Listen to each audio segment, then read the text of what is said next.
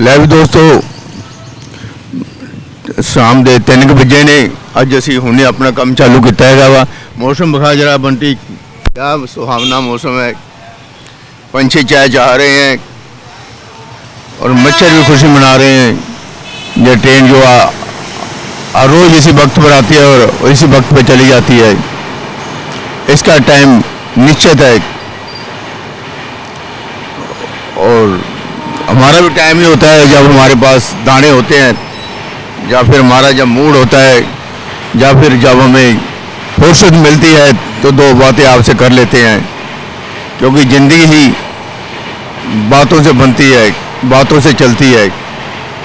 यह ट्रेन चली गई, आवाज़ जो है उसके साथ ही चली गई। और देखिए जंग है जो भारत और पाकिस्तान की, आज मेरे ख्याल है 8 तारीख है, 7 तारीख को स्ट्राइक किया था रात को उन्होंने। तो उसके बाद आज 8 तारीख है, कल को 9 तारीख होगी। 10 तारीख तक जो एयरपोर्ट वगैरह हैं सब बंद किए हुए हैं और जितने भी टीवी चैनल हैं वो अपनी अपनी जो उनके पास मैडम है बोलने वाली जो होती हैं, कड़क कड़क कड़क करके बोलती हैं, अभी अभी हो गया, अभी इधर हो गया, बस पटक पटक के मार रही हैं, वो दिखा रही हैं आप लोगों को। एक दूसरा चैनल एक आगे निकलने की कोशिश कर रहा है, वो इतना बोलता है, दूसरा इतना बोल देता है, धुआं ही धुआं, धमाका ही धमाका, रात को स्ट्राइक, ये वो। बस वो अपने जो टीआरपी बढ़ाने के लिए कि हमारे साथ इतने जुड़े हुए हैं, तो सभी का यही चक्कर है जितने भी चैनल वाले हैं। तो जंग भैया किसकी लगी हुई है? अभी एक दिनेश शर्मा जी हैं जो हरियाणा का नौजवान था, शहीद हो गया, कल रात हुआ है। दिनेश शर्मा ब्राह्मण, वो देश की सरहद के ऊपर, हम लोग तो कह रहे हैं ना वो लड़ाई ये वो हमारे लिए तो मनोरंजन है या कुछ एंटरटेनमेंट है, लेकिन जो बॉर्डर पर खड़े हमारे सिपाही सेना के बहादुर, उनको पूछ के देखिए या उनके घर वालों को पूछ के देखिए कि ये जो फौजी होते हैं, ये जो सरहद पर लड़ते हैं या जिनके परिवार पीछे होते हैं, उन पर क्या बीतती है, किसी को समझ नहीं आएगा ये। और देखिए जंग तो भैया आर्मी ने लड़नी है, सरकार ने लड़वानी है। जहाज हो गए, अम्यूनिशन हो गए, जितना भी जो गोला बारूद है वो सब फटेगा। बड़ा महंगा होता है, लाखों करोड़ों रुपए अरबों रुपए का जो बारूद फटेगा, वो जितना फटेगा फिर हम देखेंगे जंग में हमारी कितनी हार हुई है, कितनी जीत हुई है। उसके मुताबिक ये सीज फायर हो जाएगा, लड़ाई बंद हो जाएगी। 10 दिन चलेगी, 15 दिन चलेगी, जब भी जितने दिन चलेगी। तो बाकी ज़्यादा देर चलेगी तो हमारे जो आस पड़ोस वाले होते हैं, जो मदद करने वाले होते हैं, वो भी जो कंट्री होते हैं, वो कितना हमको माल देंगे, कितना बारूद देंगे, कितना फूटेगा वहाँ पर।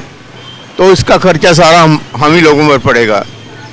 जितना बजट होता है ना, जो हम टैक्स देते हैं, तो उसका काफ़ी जो हिस्सा होता है वो इसी काम के लिए सरकार यूज करती है।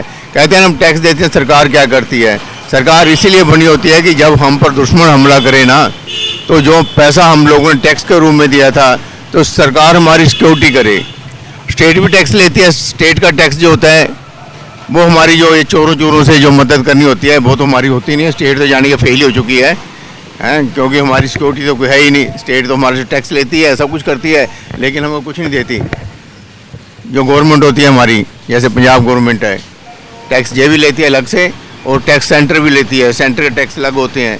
लेकिन उन्होंने ज़्यादा आर्मड फोर्स के लिए या नेवी के लिए या एयरफोर्स के लिए जितना भी ये जो है हमारे सरहदों पर जो हमारी सुरक्षा के लिए आर्मी फौज जवान तैनात हैं, या फिर जो टैंक वगैरह हैं, या राफेल हो गए, जितने भी ये हवाई जहाज वगैरह हैं, या फिर पनडुब्बी वगैरह जो भी हैं, ये सब पैसे से आती हैं। अरबों खरबों रुपए का खर्चा होता है। आप लोगों को क्या पता। हमारे को पैनिक होने की ज़रूरत नहीं। हम जहाँ बैठे हैं बातें कर रहे हैं, जंग लगी हुई है, वहाँ पर बॉर्डर पर जंग लगी हुई है। गवर्नमेंट उस पर निगरानी रखी हुई है। जो इस समय हमारी पार्लियामेंट है, जो उसके मंत्री हैं, जो डिफेंस मिनिस्टर हैं, जो फॉरेन मिनिस्टर हैं, उनकी ड्यूटी है, वो काम कर रहे हैं अपना। उनके सेक्रेटरी वगैरह बहुत होते हैं, बहुत बड़ा स्टाफ है ये भी सब काम करने के लिए। हम लोगों को चिंता करने की ज़रूरत नहीं है। जैसा जैसे हमें सरकार कहेगी वैसे वैसे हम लोगों ने करना होता है कि आप लोगों ने ये करना है, आप लोगों ने ऐसे, अगर वो मिसाइल वगैरह छोड़ते हैं या कुछ भी करते हैं तो ऐसे हमने अपना सेफ्टी करना, वो भी बड़ी दूर की बात है। अभी तो बॉर्डर पर ही ये सब चलेगा, तो आप लोगों को घबराने की ज़रूरत ही नहीं है।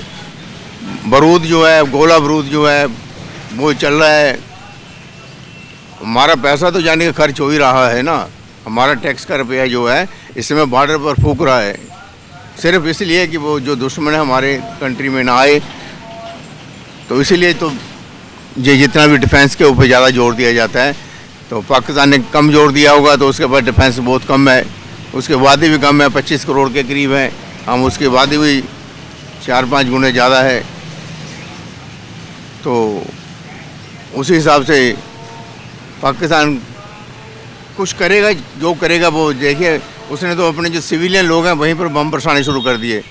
ऐसे जो दुश्मन होते हैं ना, इनसे ज़्यादा खतरा होता है कि बड़े जो मुल्क होते हैं ना, वो तो चलो आर्मी से लड़ेगी, लेकिन इसके पास आर्मी से लड़ने के लिए तो दम नहीं है पाकिस्तान में। तो फिर वो क्या करेगा, बम जो वहीं पर फोड़ेगा, जो सिविलियन है घरों के ऊपर फेंकेगा बम। ये कर भी ऐसा रहा है, ये करेगा भी ऐसे ही। हम लोगों को इससे ज़्यादा खतरा, हम लोगों को, सिविलियन होता है, आम लोग जो गली मोहल्ले में बम फेंकेगा या गाँव में फेंकेगा। लेकिन जो बड़ी लड़ाइयाँ होती हैं वो जैसे चाइना से लड़ी, चाइना ज़्यादा टारगेट करेगा आर्मी को, आर्मी के ठिकानों को। रूस हो गया, जितना यूक्रेन और रूसिया की जो है वहाँ पर देखे बिल्कुल भी यानी कि तो कैजुअलिटी बहुत कम है, वहाँ पर कैजुअलिटी कम है, यानी कि आम नागरिक सिविलियन बहुत कम यानी कि उनको नुकसान हो रहा है। लेकिन ये जो दूसरे हैं, जो इजराइल ने किया गाजा पर, वहाँ पर मोमेंटम थे तो वहाँ पर कुछ और तरह की लड़ाई थी। लेकिन जब पाकिस्तान और हिंदुस्तान की लड़ाई कुछ और ही तरह की होगी तो देखते हैं। लेकिन आपको पैनिक होने की ज़रूरत ही नहीं है, फौजों का काम है, फौजें लड़ेंगी और उसके बाद सरकार की जिम्मेदारी है, हम लोगों को जैसा सरकार कहेगी वैसे हम लोगों ने करना है। लेकिन युद्ध जो होता है पैसे की बर्बादी होता है, ये याद रखना। और वो टैक्स हम पर ही पड़ेंगे, वो नुकसान हमारा ही हो रहा है जो भी कुछ हो रहा है वहाँ पर बॉर्डर के ऊपर। जो तो किसी के लक्षण होता है, मट्टी कहता है मी आने लगे बंद कर, चल चले जा फिर।